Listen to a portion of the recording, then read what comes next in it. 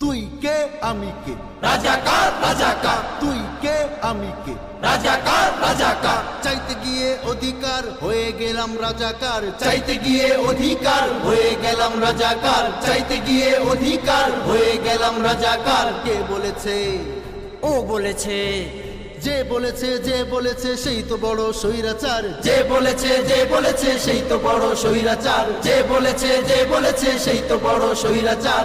1 2 3 4 কোটা বিরোধী গদি ছাড়, চাকরি বাকরি সব কিছু মেধাবীদের অধিকার, চাকরি বাকরি সব কিছু মেধাবীদের অধিকার।